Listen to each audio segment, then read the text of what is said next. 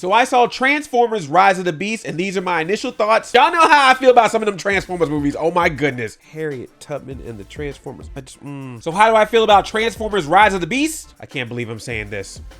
I actually had a good time with this movie. I'm not gonna lie. And that is saying a lot given my very critical history of my feelings about the past Transformers movies, with the exception of Bumblebee. Bumblebee is great. Now don't get me wrong, this ain't Spider-Verse, this ain't Guardians 3. This is your basic by the book summer movie plot of we gotta travel places to find a thing in MacGuffin in order to keep the world safe. Stuff we've seen in many other movies. They even bring back a classic third act trope. I was like, you back? But when the Transformers are transforming, I'm having a good time. I'm having fun. We have a new Transformers director, Stephen Caple Jr., who did Creed 2. And with this movie, we get some of the cool things that we remember from the past movies, but also get rid of the nonsense that we remember from some of the past movies, as well as this movie adding a little flavor of its own. The Transformers have G1 inspired color design, so I know which robot is which. I thought the comedy in this was actually funny, or at least cute, and I thought the action scenes were filled with a lot of energy. The whole thing just feels like a Saturday morning cartoon come to life, and that is not an insult. That's all I ever needed from a Transformers movie. That's all you had to do. I personally love every action sequence in this, particularly in the third act. That third act goes hard. It sometimes gets bogged down in this plot. We get a little bit of exposition overload. When that third act hits, I feel like that brings the energy back up in this movie, and that's when I was really feeling it. And of course,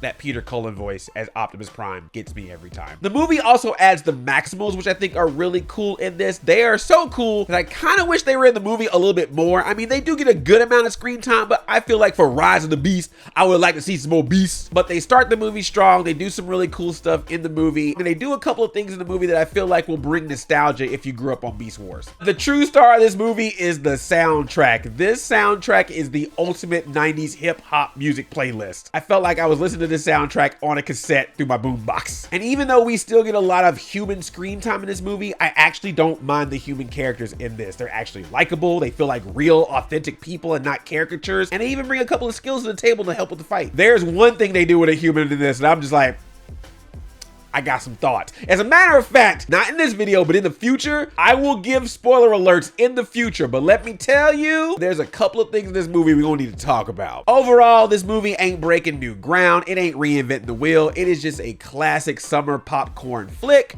But on the curve of Transformers movies, that makes it one of the better ones. Just a decent good time.